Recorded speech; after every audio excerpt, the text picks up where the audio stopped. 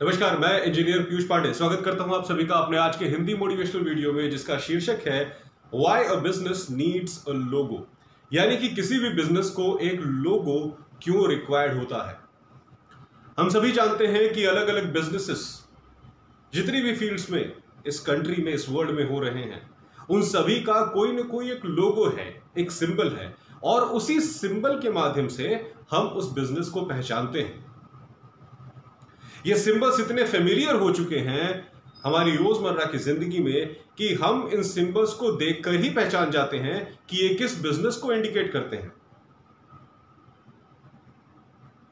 स्थिति ये है कि उन सिंबल्स की पॉपुलैरिटी इतनी ज्यादा है कि सिंबल देखकर हम कंपनी का नाम पता लगा देते हैं, भाई ये किस कंपनी का सिंबल है। सॉरी, ये किस ऑर्गेनाइजेशन को रिप्रेजेंट कर रहा है। पर देखिए सज्जनों, सच्चाई यह है कि किसी भी कंपनी का सिंबल यूं ही नहीं बना दिया जाता। उस सिंबल के पीछे एक स्टोरी होती है, एक कहानी होती है, एक अच्छी खासी सोच होती है। उस सिंबल के पीछे कुछ ऐतिहासिक मोटिवेशंस भी होते हैं, और इन्हीं कुछ ऐतिहासिक कहानियों के बल पर, किसी ऐतिहासिक मोटिवेशन के सोर्स के बल पर इन सिंबल्स को डिजाइन किया जाता है। कंपनी की कुछ मॉरल और एथिकल वैल्यूज को देखते हुए भी इन सिंबल्स को डिजाइन किया जाता है कि कंपनी किस तरह की चीजों में विश्वास रखती है, किस तरह की चीजों में बिलीव करती है, किस तरह की सर्विसेज अपने कस्टमर्स को देना चाहती है। कंपनी अपना क्या इमेज किसी कस्टमर के सामने डालना चाहती है, इस हिसाब से भी कंपनी के लोगोस डिसाइड होते हैं। यहां मैं आप लोगों को कुछ खास कंपनी के लोगोस का एग्जांपल देना चाहूंगा, जैसे कि KFC, Kentucky fried chicken. KFC के बारे में हम सभी जानते हैं कि KFC चिकन का बहुत बढ़िया ब्रांड है, बहुत पॉपुलर ब्रांड है।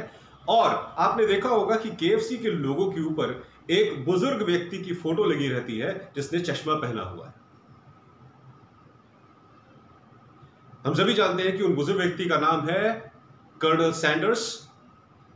ये अमेरिका में, जिस दौरान इन्होंने KFC शुरू भी नहीं किया था, ये अपनी एक खास फ्राइड चिकन बनाने की रेसिपी लेकर बहुत सारे होटलों में और बहुत सारे फूड रेस्टोरेंट्स में जाया करते थे, और उन लोगों को बताया करते थे कि मेरे पास एक फ्राइड चिकन बनाने की रेसिपी है जो कि और किसी भी चिकन बनाने के मेथड से बहुत अलग है, तो प्लीज इसे ट्राई किया जाए। सॉरी, पर क्योंकि ये चीज नई थी इसलिए कई लोगों ने इसको एक्सेप्ट नहीं किया। बहुत सारी जगहों से कर्नल सैंडर्स को रिजेक्शन मिला, लेकिन उन्होंने हिम्मत नहीं हारी, और क्योंकि उन्हें अपनी रेसिपी के ऊपर भरोसा था, उन्हें अपने चिकन बनाने की टेक्निक पे भरोसा था, इसीलिए उन्होंने अपनी सर्च छोड़ी नहीं। वो कई जगहों पे अपने प्रोडक्ट को लेकर गए और एक बार उनके प्रोडक्ट को एक्सेप्ट किया गया, और जब उनके प्रोडक्ट को एक्सेप्ट किया गया और उससे पब्लिक में इंप्लीमेंट किया गया तो वो बहुत ज्यादा फेमस हुआ। और हम जानते हैं कि आज KFC कितना बड़ा ब्रांड है। KFC के ऊपर जिन बुजुर्ग व्यक्ति की फोटो लगी होती है, जैसे कि मैंने आपको बताया, वही है कर्नल सैंडर्स, जिन्होंने इतनी मेहनत से अपने ऊपर विश्वास न खोते हुए अपने ब्रांड को प्रमोट किया, और आज उनका ब्रांड वर्ल्ड वाइड फेमस है। उनके चेहरे से उनका चेहरा, उनका लोगो बना, और उसी लोगो से आज हम KFC को पहचानते हैं।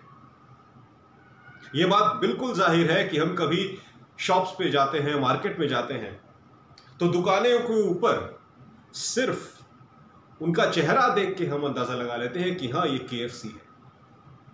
वो जो उनके चेहरे के बगल में जो KFC लिखा रहता है, भले उस KFC लिखे हुए के ऊपर हमारी नजर न जाए, लेकिन कर्नल सैंडर्स के चेहरे को देखकर हम पता लगा लेते हैं कि ये KFC की दुकान है, यहां चिकन मिलता है।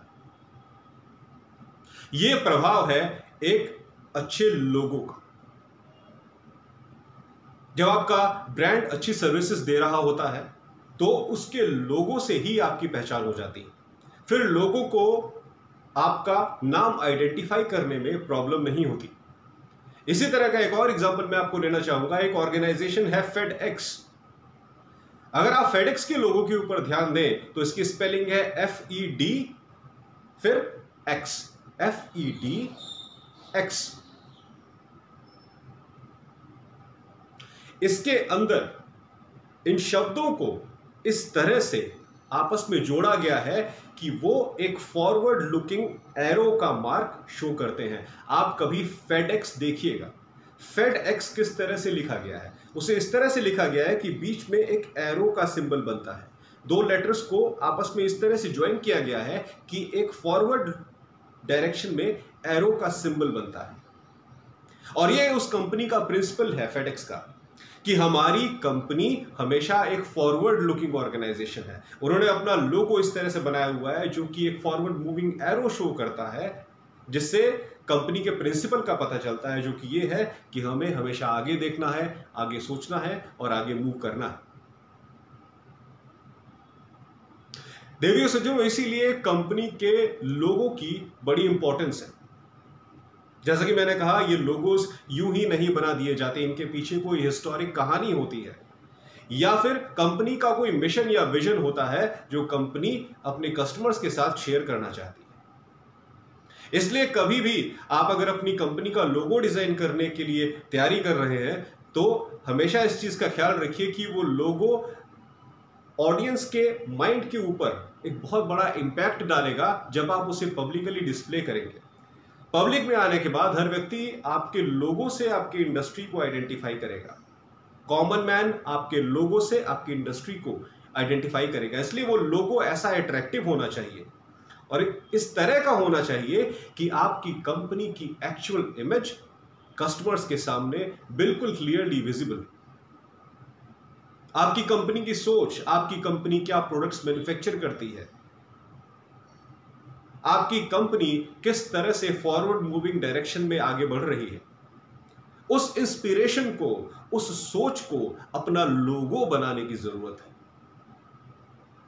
इसलिए आपके बिजनेस का लोगो हमेशा ऐसा होना चाहिए जो आपकी सोच और आपकी इंस्पिरेशन को दर्शाता है, जो लोगों के अंदर यह फीलिंग क्रिएट करता है कि हां, इस व्यक्ति का, जिस किसी का भी ये बिजनेस है, इसकी एक फॉरवर्ड लुकिंग सोच है, ये व्यक्ति ये क्रिएटिव थिंकिंग वाला आदमी है।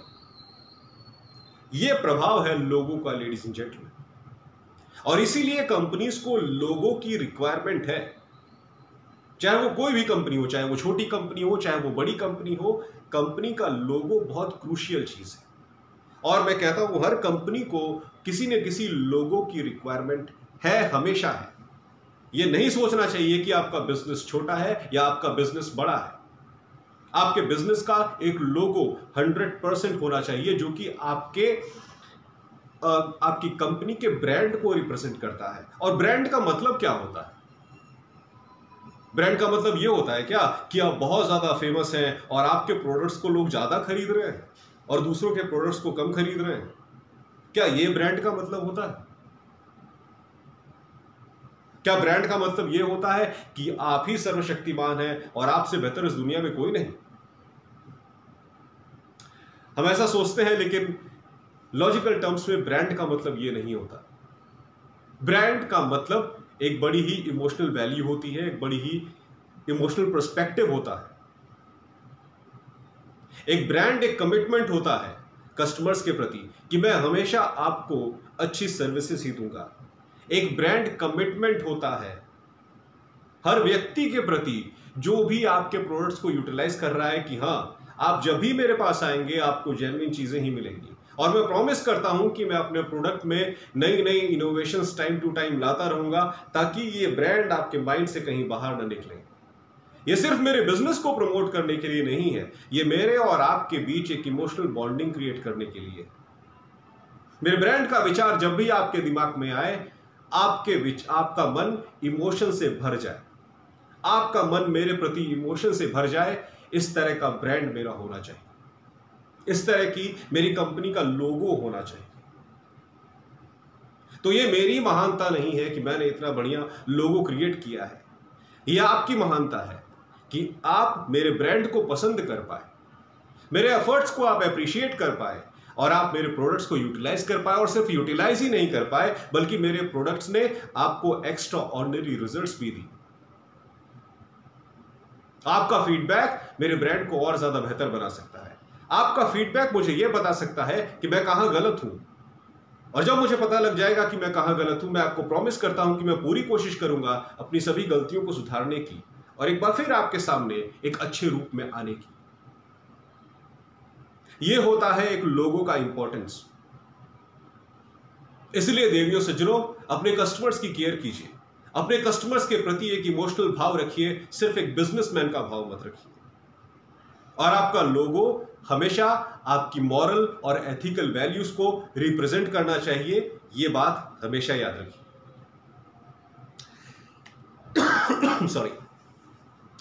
तो देवियों सज्जनों, आज के लिए बस इतना ही। आशा करता हूं मेरा वीडियो आपको पसंद आया होगा। प्लीज सब्सक्राइब करिए मेरे चैनल को ER Piyush Pandey trainer BTech MBA, और बेल आइकन को प्रेस करिए ताकि मेरी हर नई वीडियो की जानकारी आपको तुरंत मिल जाए। बहुत बहुत धन्यवाद।